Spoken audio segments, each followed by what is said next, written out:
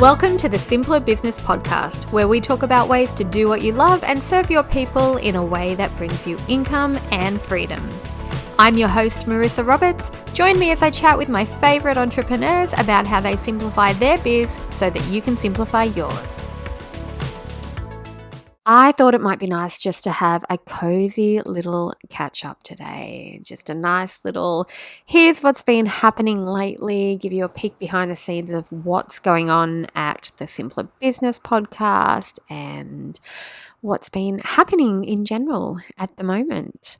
So this episode's going to be a bit of a rambly chat. If you like the rambly chats, I highly recommend going back and listening to the ones in November where I talked about taking a break from my business. I went internet free and laptop free for 2 weeks while I went on a cruise. It was amazing. And yeah, sometimes I just like to have less of a structured learning episode and more of just a little catch up. So I thought we'd do that this week. I've had some fun stuff on my radar lately. I finally got my act together and hired my first VA, and I picked an amazing one. So Kate, if you are listening to this, you are amazing. Thank you. I am so glad that you are in my life.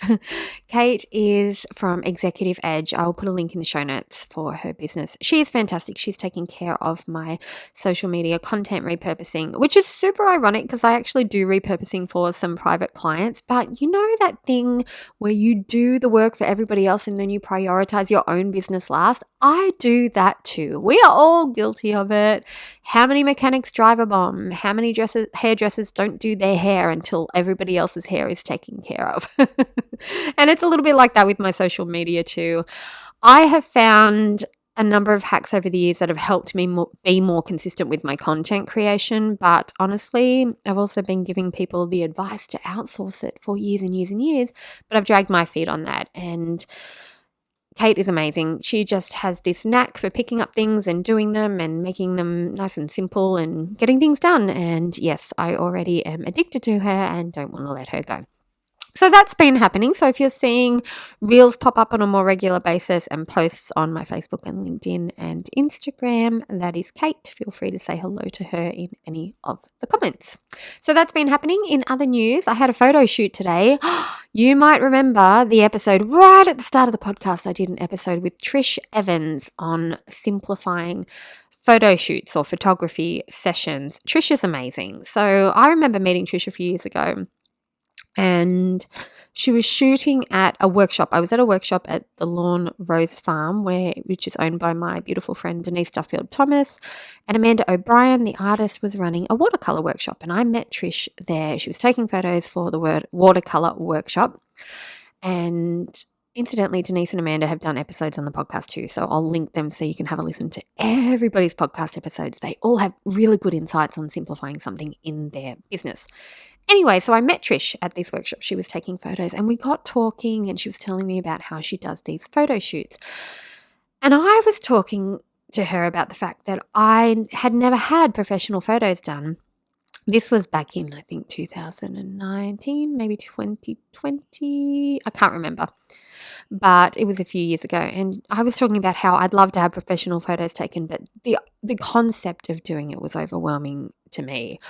I didn't want to have to find a shoot location. I didn't want to have to go and find a hair and makeup artist. I didn't want to have to go and hire a photographer who was available for the whole day. I felt overwhelmed at the idea of having a whole day shoot. I didn't want to clean my house and have a photo session there. It was just too much.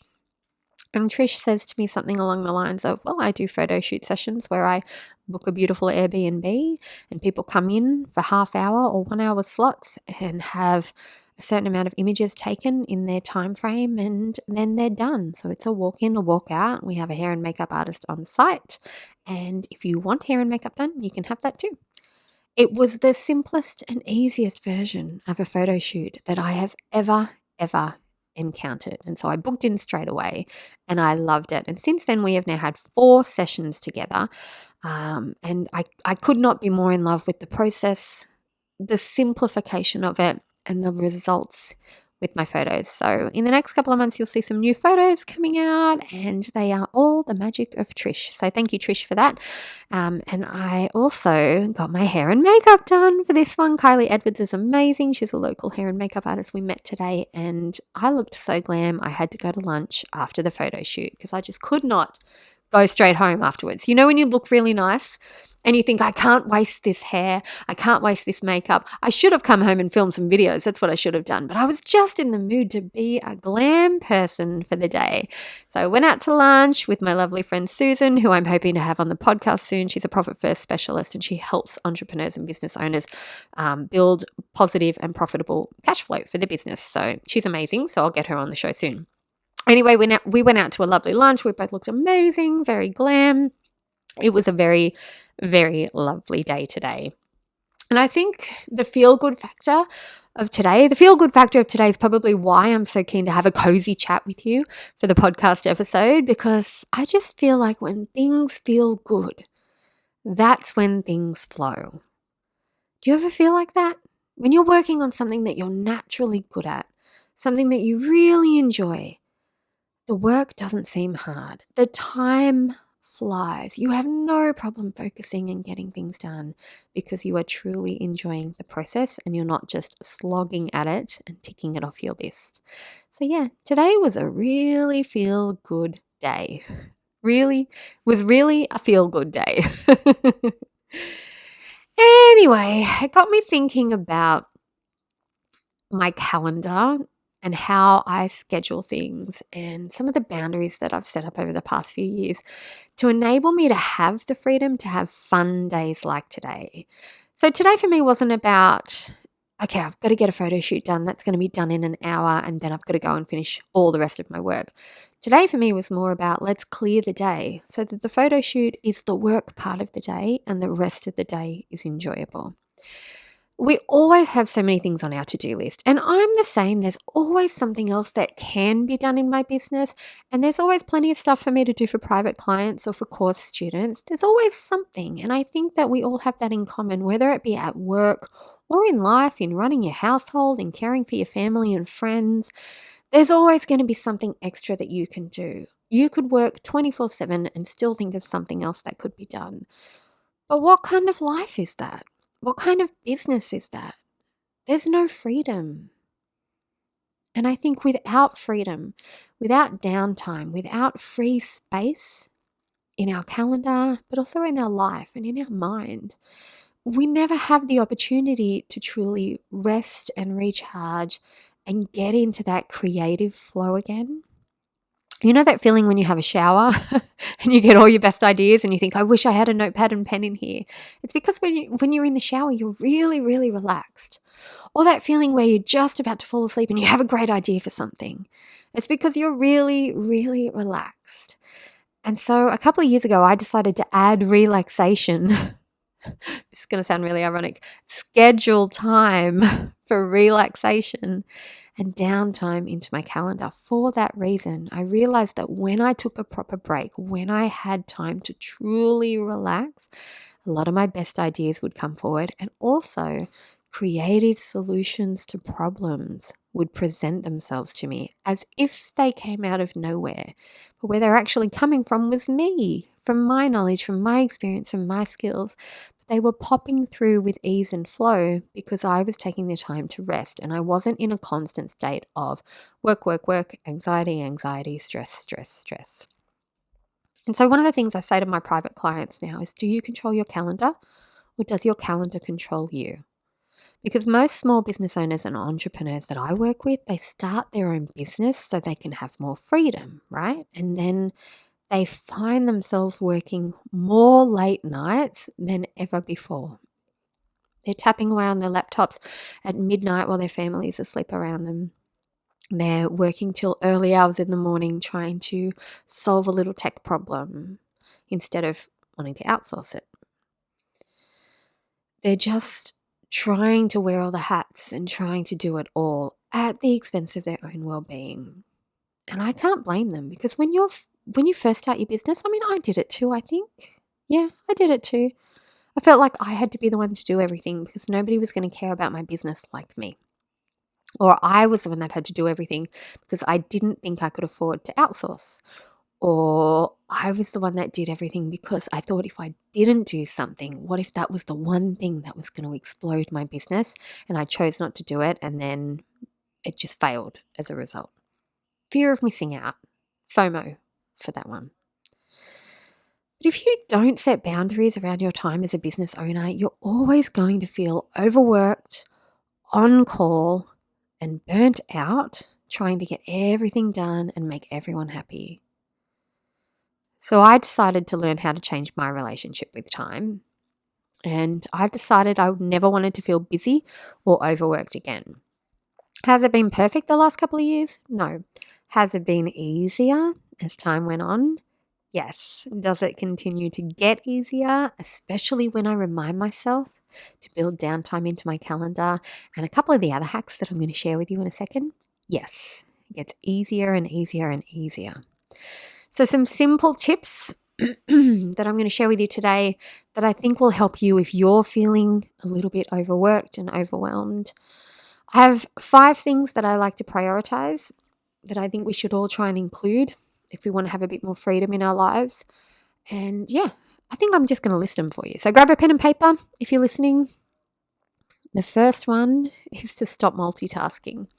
I think we've talked about this briefly on the podcast before, but if you're trying to do a number of things at once, it's very difficult to get them all finished at the level of quality you're hoping for. It's very hard to focus on one thing when you're distracted by another. It's very hard to know or get into that state of flow when you're working, when you're jumping from one thing to another. So if you're feeling overwhelmed with work, as a business owner, as an entrepreneur, as a creator, as a side hustler, however you're doing it, if you're feeling overwhelmed, take a little look at how you're working and look at whether or not you're trying to do a few things at once, because multitasking, it's the easiest way to put the brakes on your momentum. Now, if you are multitasking because you think, well, I've got deadlines that I have to meet, I really have to get this done by this date, that's okay. It's totally understandable. But have a look at those things and choose the most urgent and important out of those. The most urgent and important right now. If you could only do just one, which one would it be? And start with that one. And I promise you, when you focus on that and you put the distractions away and put the other tasks away, when you delay your deadline for those tasks, let your clients know it's going to be an extra 24 hours. If you think of any way to add a buffer so that you can focus on that first most urgent and important task instead, you're going to get that number one task done in so much less time than you expect it to take. And then number 2 becomes the most important and urgent, and you can work on that. And then number 3 becomes the most urgent and important, and you can work on that. And pretty soon you're going to find that not everything actually feels that urgent and important anymore. And it's going to be easier to focus on one thing at a time. And it's going to be easier to say no to things because you're used to just saying yes to one thing at a time. The second focus I like to include if I'm looking to feel less overwhelmed at work is the concept of if it's not in my calendar, it's not on my to-do list. A little while ago, I decided I was going to get rid of the to-do list concept in my business and just calendar all of my to-dos. And so if I had a podcast interview to prep for, that wasn't going on a to-do list anymore. It was going in my calendar as a half-hour block at some point that week. And that was the time I was going to get that done. If I had a podcast interview, that would be booked in for a time slot. If I was going to be content repurposing, that had a time slot. If I was doing project work for a client, that had a time slot. And what I decided to do was build in a buffer around that time slot. So if I thought it was going to take me 15 minutes to do that interview prep, I put half an hour in my calendar. If I thought it was going to take me an hour to do client project work, I put 2 hours in my calendar, because then if I didn't take that full time, it was like a fun little reward, extra downtime at the end of it. But I often found that I would underestimate the time it would take me to do a task, and I was grateful for the buffer that I had built in my calendar. I think that's why that works so well for me, is that double reward, that double benefit. That feeling of I have more time than I thought I was going to have. And then the beauty of I finished faster than my calendar says I would finish. So that buffer time is bonus time. It's white space. It's breathing room. It's TikTok scrolling time if I want to scroll on TikTok. It's time to go for a walk around the block if I want to do that. It's read a couple of chapters of the latest James Patterson book that I'm obsessed with. It's bonus time. It's reward time. So yeah, if it's not on your calendar, it's not on your to-do list. Take a minute this week. Take a look at your digital calendar. I just use a Google Calendar because Google Calendar syncs with the rest of my systems. Go in there, take a look at your existing to-do list and block time in your calendar to get those tasks done. You might be surprised at how filled up your calendar is as a result, and that might make it easy for you to say no to other things that are going to take up so much time that you'd be working more than full-time hours. Give it a try. Let me know how you go. The next one I want to talk about is the concept of boundaries being for you, not for other people. This is a really juicy one. The first time I came across this concept, I think it was on TikTok. I can't remember exactly, but I feel like I came across it on TikTok. And it was just somebody on a short form video saying, boundaries don't work when you try and set them for other people. Boundaries work when you set them for yourself. So instead of saying, for example, you can't talk to me that way, the boundary should really be, when you talk to me that way, I do this. I end the phone call, I walk away, I change the subject, I make a mental note not to start a conversation with you again. That's a boundary that you can control. And you can do that with your business as well. If you're feeling overwhelmed at how many emails are popping into your email inbox, and maybe you're getting a lot of, say, emails from a particular customer or a particular client, and you're trying to set a boundary around that, and you want to say to them, you can only email me once a day. That's not going to happen. That's not going to work. Or you can't say to your clients and customers, you can only email me between 9 and 5 on Monday to Friday, because they're going to email you whenever they think to email you, whenever they have the thought, whenever they have the idea. That's when they're going to send it to you. But what you can do is set your own boundary about what you do with your email. And you can decide, I'm only going to check email between 9 and 9:30 first thing every morning. And then I'll check email between 2 and 2:30 every afternoon. And that's when I'll respond to the urgent and important emails. And the rest will get filed or calendared if they need actioning. So the boundary is for you and your behavior around the thing that's stressing you out, not for the people who you feel are responsible for the thing that's stressing you out. Oh, I've mentioned this already. The next point on my list is check your email twice a day max. This was a game changer in my business. I used to have my email notifications on and my volume up, and every time I got an email, I got a ding. Ding, ding, ding, ding, ding, all morning long. And guess how that made me feel? With each ding, a little pump of adrenaline, a little whiff of anxiety, little FOMO creeping in. I better go check that, just in case it's urgent. I better go check that. So I was checking my email constantly, and my productivity bottomed out as a result. And so that's when I decided to change things and think to myself, okay, I'm going to check email maybe just twice a day. I'll check it in the morning. That way anything that needs to be done that day, I'm aware of it. And I'll check it in the early afternoon. That way if there's any last minute thing that absolutely is a world ender, if it doesn't get done, I've got time to do it. And outside of that, anything that I can't do straight away gets put into the calendar. And my workday is so much smoother now, because I'm not constantly interrupted by dings. I turned off those notifications. I turned my volume down. And it's made a really, really big difference. And it's interesting because that's a boundary I set for myself. But actually that one kind of flowed through to other people. They realized that I was responding to emails at those times of day. So they started emailing closer to those times of day. Not everybody, but a lot of people. And things feel smoother. Just by setting myself that little boundary. Check your email twice a day, max. The next thing I've done is to put aside one day each week to work on my business, not in my business, and to do it from a different location to my usual workspace. Now, if you've been listening to the show for a while, you might know I do a lot of my work from bed.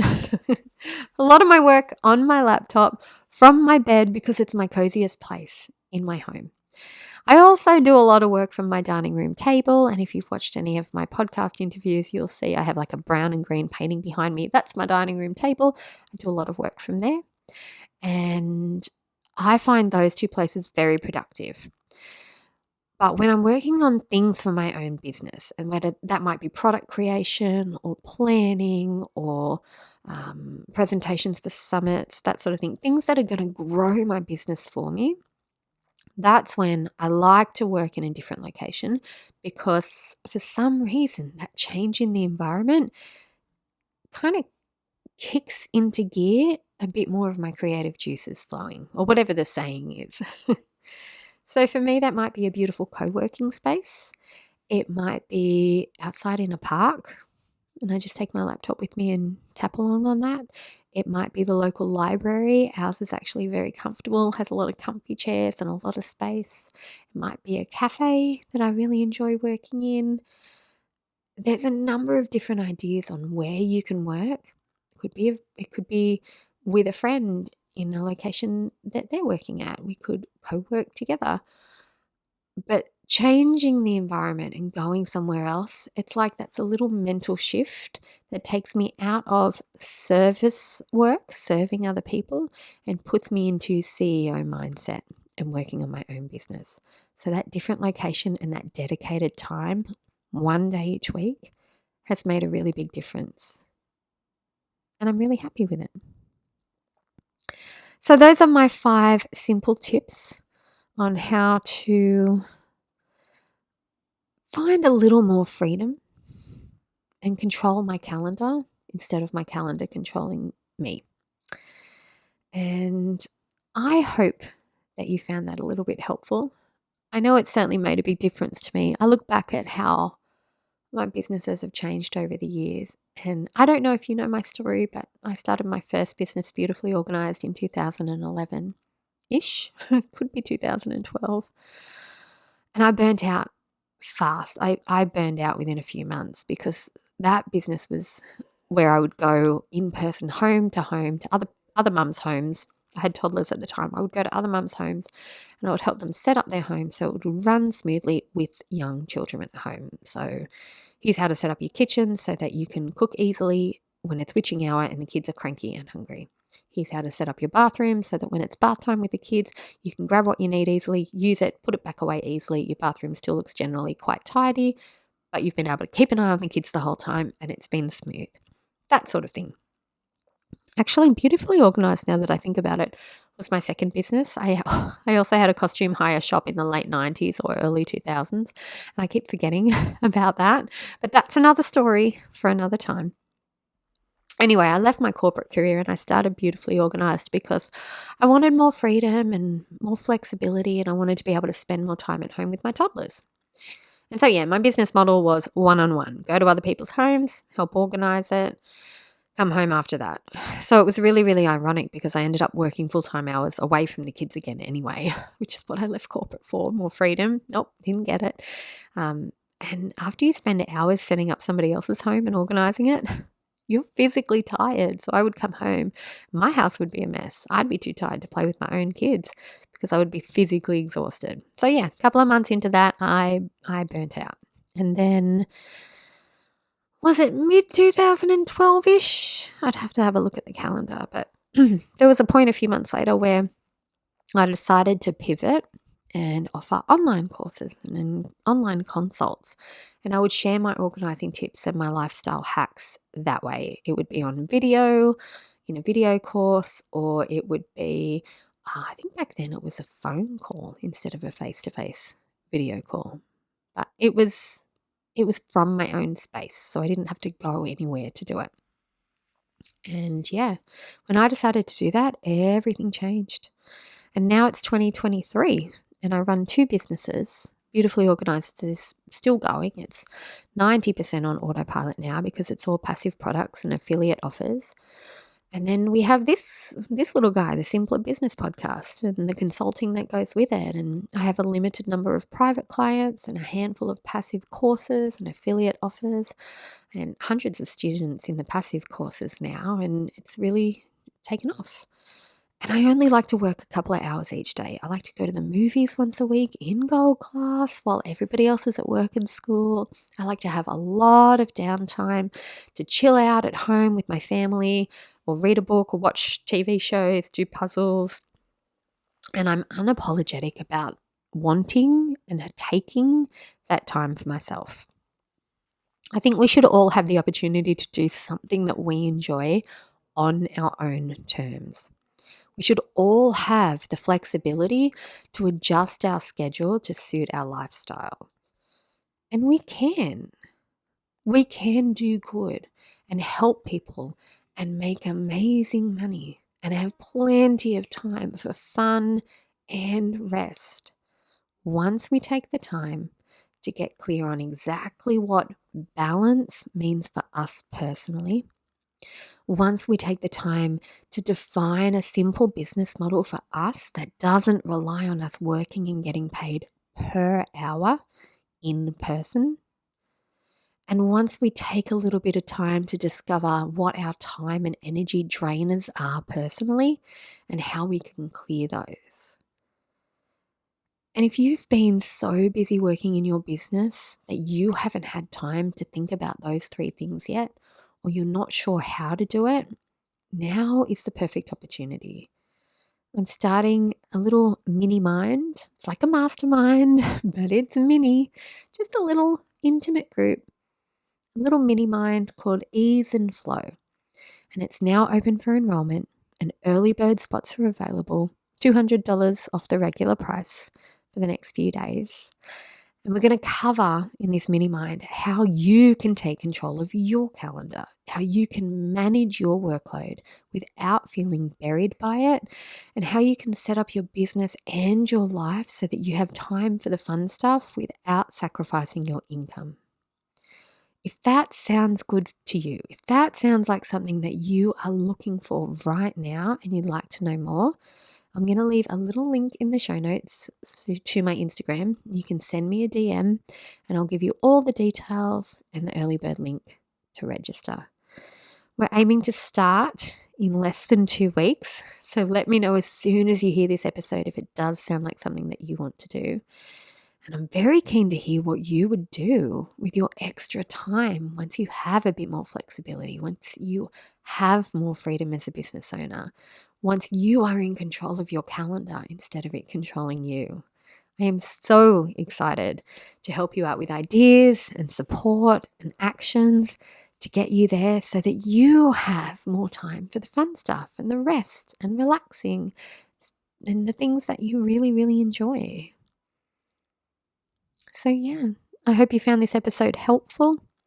If you did, come and let me know. You can DM me on Insta or leave us a review on Apple Podcasts. I'm always keen to know your thoughts. If you're going to be joining me for Ease and Flow for the Mini Mind, please let me know as soon as possible. I'll give you all the details, and I will see you in the next episode. I hope you enjoyed this episode of the Simpler Business Podcast. If you did, please subscribe, rate, and review us on Apple Podcasts. There's a link in the show notes to make it nice and easy for you, just the way we like it. If you're ready to simplify and scale your business, you can get started with my free audio class at marissaroberts.com. See you next time.